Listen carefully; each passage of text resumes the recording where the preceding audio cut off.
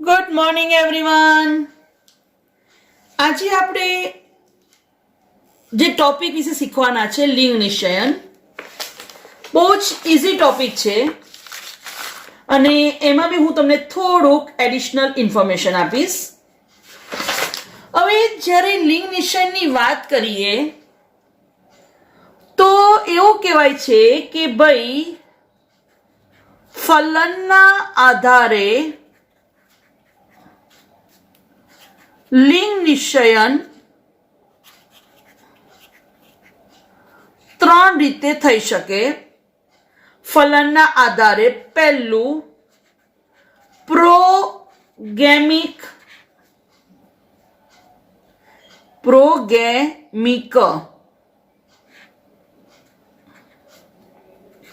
બીજું સિનગેમિક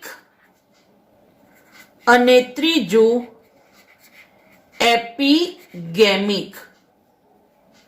આ એક્સ્ટ્રા છે તમારા માટે. તો ફલન થાય છે એના આધારે લિંગ ત્રણ રીતે નક્કી થાય: પ્રોગેમિક, સિનગેમિક અને એપિગેમિક. પ્રોગેમિક જેમાં ફલન થયા પહેલા લિંગ નક્કી થાય, જેમ કે માખીમાં નર, જેને ડ્રોન કહેવાય. ફલન થઈ જાય એ પહેલા જ એની જાતિ નક્કી થઈ જાય. સિનગેમિક ફલન દ્વારા જાતિ એટલે કે લિંગ નક્કી થાય, જેમ કે મોટા ભાગની વનસ્પતિ અને પ્રાણીઓ. અને ત્રીજો પ્રકાર છે એપિગેમિક. એપિગેમિકમાં એવું કહેવાય છે કે ફલન પછી જાતિ નક્કી થાય, જેમ કે માદા મધમાખી. તમને હું મધમાખીમાં સમજાવીશ કે મધમાખીમાં 16 હોય તો નર, પણ જો ફલન થયા પછી જો 32 રંગસૂત્રો થાય તો એ માદા થાય. બરાબર. હવે થોડાક એક્સ્ટ્રા વૈજ્ઞાનિકો જોઈ લઈએ. તો હેન્કિંગ એમને દર્શાવ્યું કે કીટકોમાં 2 પ્રકારના શુક્રકોષો સર્જાય છે. તો મેકલુંગે આ જે એક્સ કાય હતું એને રોગસૂત્ર તરીકે ઓળખાવ્યું.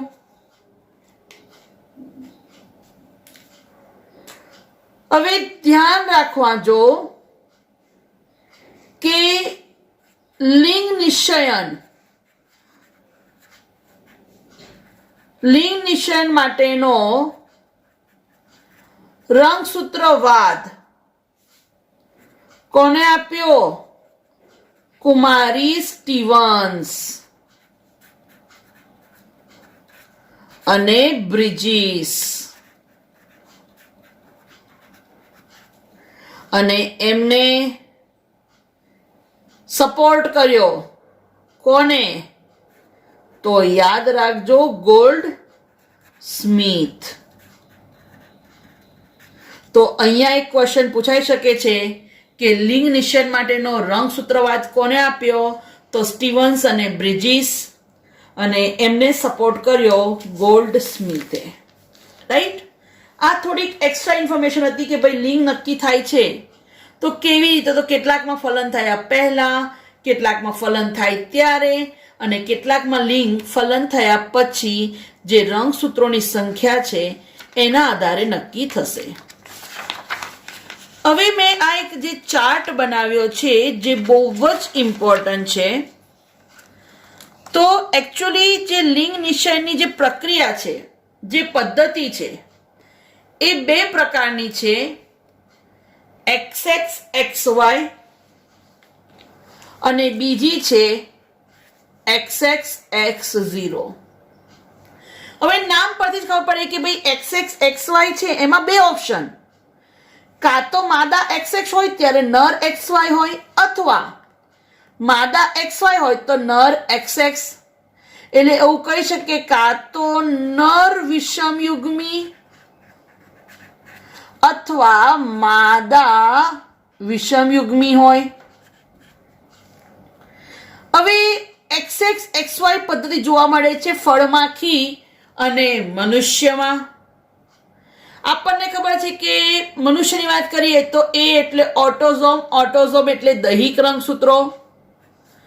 તો મનુષ્યમાં 22 દૈહિક રંગસૂત્રો હોય છે, એટલે મનુષ્યમાં માદાનું બંધારણ થશે જનીનનું 22AA વત્તા XX, કારણ કે એમાં લિંગી રંગસૂત્ર XX હોય છે.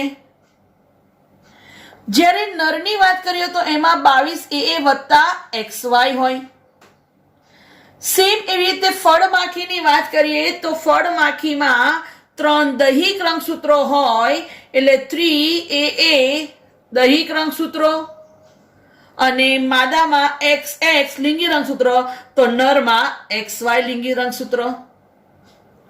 હવે ખાસ પૂછાય છે પક્ષીઓમાં, તો પક્ષીઓમાં માદા વિષમયુગ્મી, અહીંયા X અને Y ના બદલે Z અને W વપરાય છે, તો નર થશે ZZ. તો આ ખાસ ધ્યાન રાખજો, પક્ષીવાળું ખાસ પૂછાય છે. હવે વાત કરીએ XX-X0 પદ્ધતિ. XX-X0 પદ્ધતિમાં ધ્યાન રાખજો કે માદા XX હોય તો નરમાં ખાલી એક જ X રંગસૂત્ર હોય, તો નર X0 હોઈ શકે. તો આ પ્રકારની પદ્ધતિ જોવા મળે છે શામાં, તો સ્ક્વોશ બગ, પ્રોટોનર કહેવાય, ઉદાહરણ તીતીઘોડો. જ્યારે માદા X0 અને નર XX હોય એવું જોવા મળે છે લેપિડોપ્ટેરા શ્રેણી, એના કેટલાક કીટકો જેમ કે ફૂમિયા. આ ક્યારેક પૂછાઈ શકે છે, એટલે ધ્યાન રાખજો.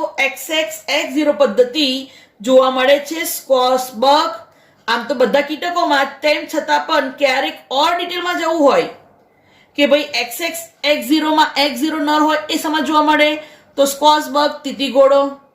અને માદા X0 હોય તો કઈ શ્રેણી, લેપિડોપ્ટેરા શ્રેણી, અને એમના કીટકો જેમ કે ફૂમિયા. હવે મનુષ્યના લિંગ નિશ્ચયની વાત કરીએ તો થોડુંક ડિટેલમાં જોઈ દઈએ. મનુષ્યમાં લિંગ નિશ્ચયન, તો આપણને ખબર છે કે મનુષ્યમાં 23 જોડ રંગસૂત્ર, એમાંથી 22 જોડ એને દૈહિક રંગસૂત્ર કહેવાય. 23 જોડ રંગસૂત્રો હોય એમાંથી 22 દૈહિક રંગસૂત્રની જોડ, અને 23મી લિંગી રંગસૂત્રની જોડ.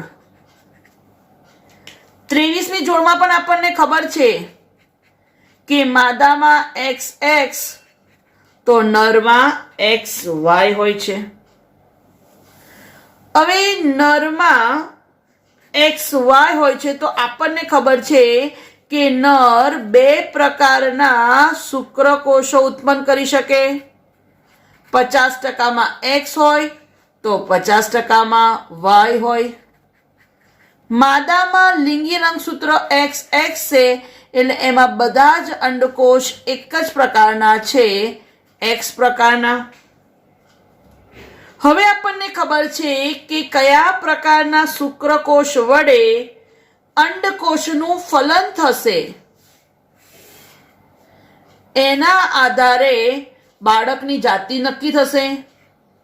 જો X વડે ફલન થશે તો XX બનશે, તો બાળક માદા હશે. અને જો વાય વડે ફલન થશે તો વાય એક્સ વાય, મતલબ કે તો બાળક નર થશે. ઇન શોર્ટ, વાય વડે જે શક્યતાઓ છે એ બંને શક્યતાઓ કેટલા પર્સન્ટેજ છે? 50-50. બરાબર. એટલે ખરેખર આમ કહીએ છે કે બાળકની જાતિ કઈ છે, તો એના માટે આપણા દેશમાં સ્ત્રીઓને ગુનેગાર ગણવામાં આવે છે કે એને બાળકને જન્મ આપ્યો, છોકરીને જન્મ આપ્યો. પણ ખરેખર તો માદામાં તો કોઈ વાંક જ નથી, એનું તો જન્મ બંધારણ એક જ છે, એક્સ. પણ નરના કયા શુક્રકોષ વડે અંડકોષનું ફલન થશે એના આધારે બાળકની જાતિ નક્કી થશે. એટલે હવે ખબર પડી ગઈ કે બંને પ્રકારના બાળકો જન્મવાની શક્યતા 50%. 50% માદા પણ જન્મી શકે છે, 50% નર પણ જન્મી શકે છે. પણ એની આધાર કયા શુક્રકોષ વડે અંડકોષનું ફલન થાય છે. એટલે તમારા મનમાં આટલો તો કન્સેપ્ટ ક્લિયર થઈ ગયો કે બાળક છોકરો કે છોકરી એના માટે માદા જવાબદાર નથી. હવે બીજી એક એક્સ્ટ્રા વસ્તુ કહી દઉં કે જે વાય રંગસૂત્ર છે, વાય રંગસૂત્ર એના પર આવેલું છે એક TDF કારક, testis determination factor. Testis determination factor અથવા તો એને SRY પ્રોટીન કહેવાય, જેને સેક્સ ડિટરમિનેટિંગ અથવા તો ડિટરમાઇનિંગ રિજિયન વાય. મતલબ કે વાય પર આવેલો આ ભાગ છે, વાય રંગસૂત્ર પર, કે જે જાતિ નક્કી કરે છે, અથવા ટેસ્ટિસ ડિફરન્શિએટિંગ ફેક્ટર કે જે ટેસ્ટિસ એટલે કે શુક્રપિંડ, જનનપિંડ. નોર્મલી કેવું હોય કે શરૂઆતમાં જનનપિંડ અવિભેદિત હોય, પણ TDF ની અસર હેઠળ જનનપિંડ વિભેદન પામે છે અને જનનપિંડ ફેરવાય છે શામાં? શુક્રપિંડ. ટેસ્ટિસ એટલે શુક્રપિંડ. તો વાય રંગસૂત્ર પર આવું કારક આવેલું છે કે જે જનનપિંડને શુક્રપિંડમાં ફેરવે છે. અને એ ક્યારે? જ્યારે વાય વડે ફલન થાય ત્યારે. બરાબર.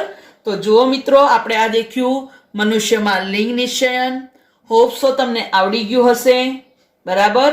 Okay, thank you.